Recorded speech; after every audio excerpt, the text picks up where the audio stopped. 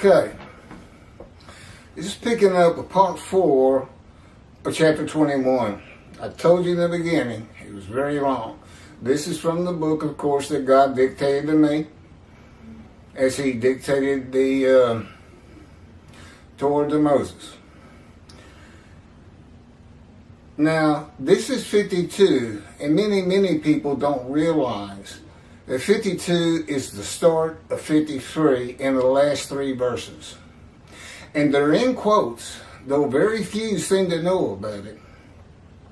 It's a complete demarcation from what 52 is about. And it's about the return of the exiles. All of them. All 13 tribes. It's the remnant. It's God's prophecy fulfilled of the return of the remnant. And reaching Jerusalem, Ezra tells us the Israelites settled in their towns. The northern kingdom was inhabited by Gentiles from when the northern kingdom became exiles, or deported, and then Gentiles imported. So the exiles from the northern kingdom had to make new lands in Judah. I don't know, the Bible doesn't exactly tell us how it was determined who got what tracts or however they did it. But the Israelites does not mean 2 of the tribes. If you say Israelites, you're talking about all 12 tribes and the Levites, the 13th tribe, that was not allotted a piece of land in the promised land. So I have commentary in the book on verses 1 through 12. And there's some very good information. And again, you can find this book at keithmccarty.wordpress.com. The first writing you come to, they're all from God, by the way, the entirety. Is something like Day of the Lord versus Messianic Era, or vice versa. And then the next one is the book itself, Isaiah 53, and the Day of the Lord. And the life of God's righteous servants in there too. So we're going to pick up on 52, 13, 14, and 15. Beginning part 4. That's going to take care of 52. And then we'll go ahead and launch into 53. It's long too. There's a lot of commentary. Because it's not only Rashi, it's me. You know, God's righteous servant Moshiach, prophet like Moses, Elijah, a man in divine beings, is the important part of that, because each of those righteous servants that are now here and see a time is coming, they've arrived, all described in my description of 53. Beginning here at 52, 13, 14, 15 in quotes. That's the demarcation. We're no longer talking about the returned exiles. Okay. Now Rashi, when we quote Rashi, we first read his Bible version of the verse. And then mine is from the JPS. I repeat it also. And then we have our commentary.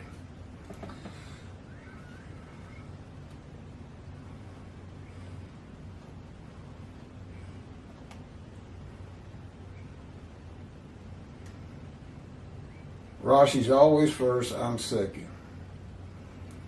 Okay, here's Rashi's 13. Behold, my servant shall prosper. He shall be exalted and lifted up, and he shall be very high. Rashi. Behold, my servant shall... This is Midrash form. Take a verse, break it down, show or give an opinion on what every part means to have a full understanding of it. Behold, my servant shall prosper. Behold, this is Rashi. At the end of days, my servant Jacob, i.e., the righteous among them, shall prosper. He's talking about Israel, Jacob. His name was changed to Israel. by the way, that exalt, that's what Jews for Judaism uses in their commentary on Isaiah 53 for world exaltation. Not only is it not world exaltation, that's what it appears to be. They go out of their way to show it. Not only is it doesn't say world exaltation, actually what it is exaltation for the exiles rebuilding the temple. The exaltation came through the building of the separate temple. It's got nothing to do with the world. But not only that, it's got nothing to do with the 13 tribes, the exiles returning. No, this is what 53 is supposed to start with. This should have been 1, 2, and 3, 13, 14, 15. That's why it's put in quotes. It's a separation. Keith. Indeed, my servant shall prosper, be exalted, and raised to great heights. A little different, not much. My servant shall prosper, be exalted, and raised to great heights. Okay, my commentary. My servant is now the Gentile and not the exiles who becomes my righteous servant in Isaiah 53:11 after passing the test of devotion in Isaiah 53:10 when he makes himself an offering for guilt in a covenant with God from a sinful man whose life has been lowly, full of grievous events and serious injuries, a man of pain and suffering, familiar with disease that the Spirit of God alights upon, to the crown of God's righteous servant who rises to great heights. And this is from Isaiah 11. That's where we find Moshiach, the anointed one, the twig of the shoot of the stump of Jesse, which I have a video on before this. The stock of Jesse that has remained standing shall become a standard to peoples. Nations shall seek his counsel, and his abode shall be honored. That's talking about Moshiach. The abode of the righteous servant is humble when the Lord cuts him off from the world of material things, cut off from the land of the living, just as Ezekiel was. In Isaiah 53:8, and in the end, the abode of the servant, the righteous servant, is one to be honored. In Isaiah 11, verse 10, from a poor man to a rich man, with the many as his portion, and the multitude as his spoil. That would be those who come to believe in me and become righteous, go back to synagogue, stop practicing Hebrew, becoming as learned as you can in all things Jewish. I mean, from cooking food, food itself, Yiddish, Talmud, Hebrew Bible, because that's going to be the information of your mind that God provides in heaven. It's a Jewish heaven for the Jewish people. And that will have people writing the Torah upon their own hearts. They're going to start studying again. They're going to get serious about being observant. You know, this is going to help the synagogues. The fact that God doesn't recognize their rabbis shouldn't bother your people one bit, because you have an option, rabbis. You don't want to be dismissed before the eyes of God, and you do want to enter the scroll of remembrance in this, the day of the Lord, and see the Jewish heaven. Now, the scroll of remembrance is for a special heaven, for the day of the people, the day of the Lord, who heed him, honor him, and listen to his prophet, which is rarely the case according to him. He told Ezekiel, they're not going to listen to you. They don't listen to me. But I'm going to make your forehead like adamant hard as, like adamant. And you shall not fear or be dismayed by my people. And that's the 5 refinement I've talked about. 14. Rashi. his Bible, whatever he's using, his Bible. As many wondered about you, quote, how marred the appearance is from that of a man, and the features from that of people, close quote. Rashi. And as many peoples wondered about them when they saw them in their humble state, and said to one another, how marred is his, brackets, Israel's, appearance from that of a man. See how their features are darker than those of other people. So, as we see with our eyes, so as we see with our eyes. I'm not quite sure what it means either. How marred is Israel's appearance? Well, all the Jews gathered together as one man. They're called Israel, the patriarch, which is Jacob. To the best of my knowledge, there's nothing wrong with Jacob. I mean, he wasn't afflicted by God, or all these other things the righteous servant goes through. So I don't know quite what he's saying. This is my 14. And this is from the JPS. Just as the many were appalled at him, so marred was his appearance, unlike that of man, his form beyond human semblance. Midrash. So marred was his appearance, unlike that of man. Okay, based on Isaiah 53:10 and its primary purpose, this is the beginning of identifying the righteous servant as a man with disfigurement, blemished with disease, by God. He is not a man without defect, such as lambs and rams for a sin offering and a guilt offering in the Torah. God made sure the way he orchestrated my life from birth, though he did not speak to me till I was 50, that I fit this, but you can't put Jesus in there. He's never crushed with disease. He's never afflicted by God. He wasn't born blind, lame, crippled, disfigured. We'll get to it. How could a man today fit the description of Isaiah 14 with his appearance marred, unlike that of man, brackets, normal men? And just so marred, he shall startle many nations. There is one way. First of all, there's a little hyperbole there, how bad it is. Well, because of what he does. There is one way and still be a lie to fulfill verse 52:15. By way of example, to describe such a man who comes when the land blooms again, and Jerusalem has been rebuilt, which began about 70 years ago, 1948. If I were to be seen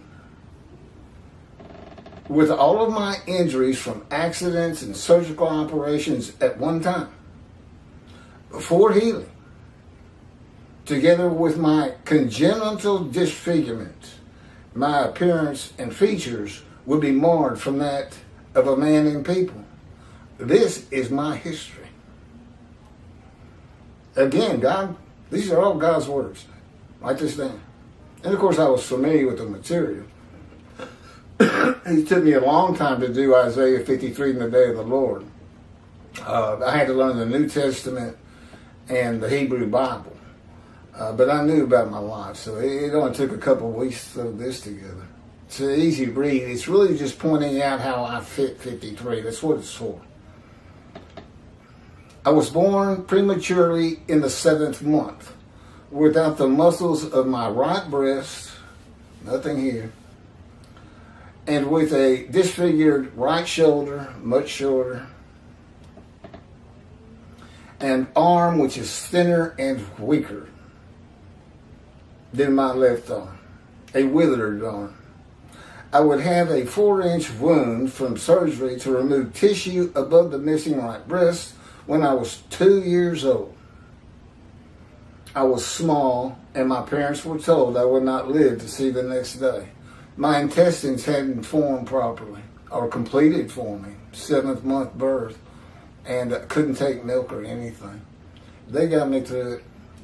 My feet would have 3rd-degree burns from standing on the ashes of hot coals at a 4th of July celebration when I was 4, which I remember clearly. My right knee would be a gaping wound from being impaled upon a broken glass bottle after being tripped by my dog while running in a field when I was 10.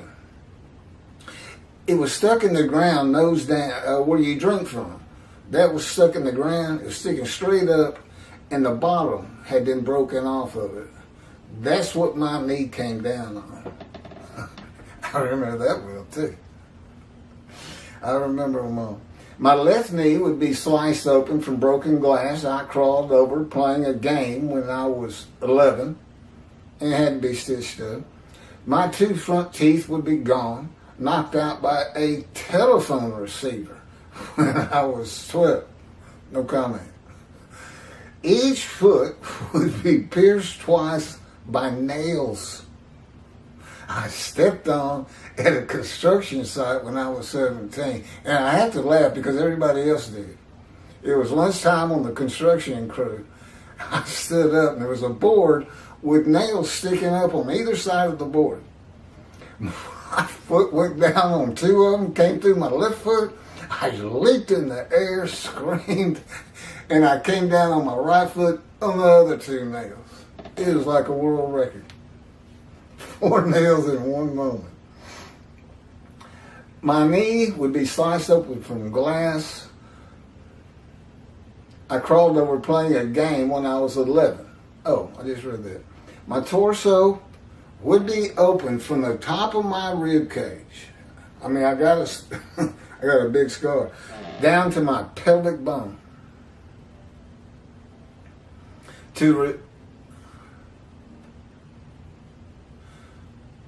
From surgery to repair a .22 caliber gunshot to my abdomen that came in on the front right side, went straight across my body, through my bladder, intestines, and colon.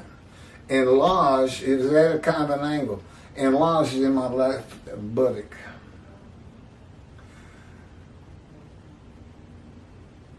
When I was 18. My upper jaw, the teeth, gums, and bone would be severed from my skull from orthopedic surgery with my face swollen to twice its normal size when I was 38. It's because of the headaches I was having. I thought it was jaw-related, temporal mandibular joint dysfunction. It turns out, and I've learned, he proved it to me. God started and kept those headaches going from the age of about 25 to 43. Every day. It was difficult to practice law. It's kind of the reason I became a book lawyer. I really wanted to be a trial lawyer, but I just couldn't take it. It was just too much. But I went to work every day. I had my own practice for a while. Oil and gas. My torso was opened again. Same cut, same scar. To remove an 8-inch malignant cancerous tumor that had burst through my colon. I survived the colon cancer with surgery and chemotherapy, but subsequent tests revealed that the cancer had spread to my lungs, and it was too advanced to treat. I asked, what does that mean? You're not going to treat it. They said, there's no reason to. You're dying. You're gonna, if you probably have about a month. You need to prepare to die. I said, okay. Never saw a doctor again. And I did. I mean, for a couple of years, all I did was walk around the city. I was in a kind of a denial. I refused to believe I was really dying. I didn't care if I had lung cancer or not. I just didn't think about it. And yet my emotional state was not good. You know, I was all alone. You know, my kids had all grown up, moved on. The chemo was tough. I was all alone. I've never had a lot of friends, really. Just a real loner. I was told I would soon die, stage 4 diagnosis. I have not seen a doctor for lung cancer from the day forward. It was when the terrorists hit New York 22 years ago, and I was 44 years old. I'm 66 today. I would be very thin, about 145 pounds. That's small for me. I'm usually closer to 200. And I'm over that right now. That's going to change, I presume. Can't say for sure. Not having self-will, I can't decide to go on an exercise program. No, God has to decide it. I have no self-will. I know better than to ask for anything. That's just asking for a beating, as far as I'm concerned. Well, chastisement. What did you just ask for? What did you just say? It's like God to talk to you like that. Well, Ma.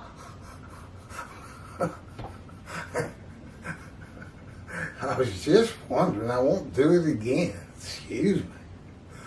My ankles would be bruised and swollen from severe sprains while playing basketball and running at various ages.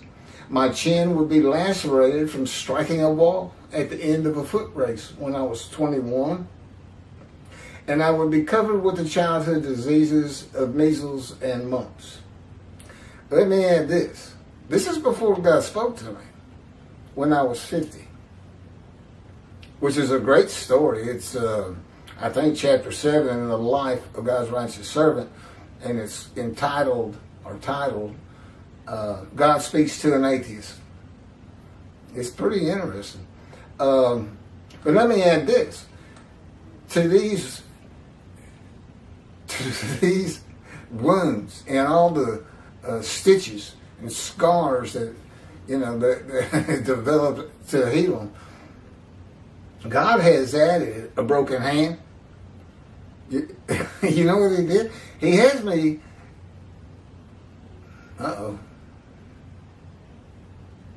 walking on stones in a ravine by a creek. And I mean, we're going fast. And I can't grab the little trees for balance or anything. And we did this for several days, this and that. You want me to turn it off and start again? Oh, I think I won't. Anyway, I had gotten to the end of it, and I was trying to get my breath. He was working me out. We also swam a lot early on. He's totally gotten away from the exercise thing since COVID. But we used to be a member at the gym. But all of a sudden, my hand just raised up. Right over a big stone. I mean, I'm talking about big stones that you can actually step on. Some of them wiggling up, some of them are slimy. And I could feel him stick my feet to that slime. So, y'all got everything on autofocus. I can't tell you. I just need better equipment. I can't afford it right now. I got this equipment, including this TV backdrop, with the initial COVID payment, I think. Yeah, broke my hand. And my hand just came down and went bang! And broke this bone, which I had broken before. And he wouldn't let me go to the doctor. He says, go grab that branch and pull down. I grabbed this branch of a tree and pulled down, and the bone snapped back into place. I set my bone. And then he put his power around it just like it was a cast. It was healed in about 3 days. Although I did not have good movement of it for almost a year. It was real tight. Cracked my ribs on a railroad track. I was running down a railroad track and an invisible rope appeared down on the tracks, which my foot hit.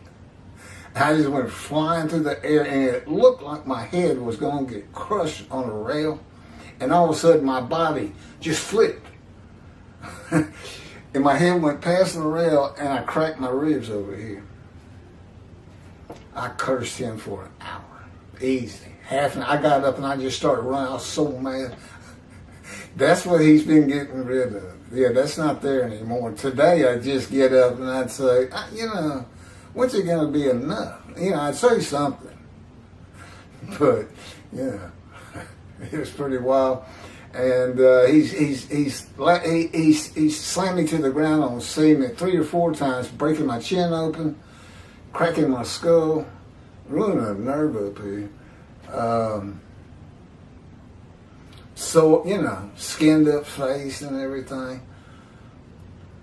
So, that is how a man could be the description of the Lord's righteous servant in Isaiah 53:14, and quote, just so, this is 15, he shall startle many nations. Kings shall be silenced because of him, for they shall see what has not been told them, shall behold what they never have heard. Okay, here's 15. So, well, you heard the description. It's certainly not, the birth is an affliction by God. That's never happened to all the Jewish people. Gathered together as one man. It's never happened. They've never been crushed with disease as one man, Israel. They don't fit 53, Israel doesn't, any more than Jesus does. If they say Jesus just doesn't fit it, I say neither does Israel. Not even close. And let's see you go out and be his representation, and this is the day of the Lord. How are you going to manage that? You going to gather every Jew on the face of the earth to be Israel? I don't think so. And I'm here to teach you what God has had me write. You going to teach yourself? Well, if I hadn't written it, what are you going to do since he's not talking to you? Crushed with disease, exposed to death, and given long life. That's me, lung cancer. 22 years ago. Death sentence. And I've seen my children. I know, but it's almost a half an hour, and I'm sure we're going to flip it off and check everything again. This is the new memory card. I can only say it's my camera. But sometimes it comes in and it stays good for the entire half hour. I really don't have an answer. Here's 15 of 52. He shall cast down many nations. Kings shall this is Rashi.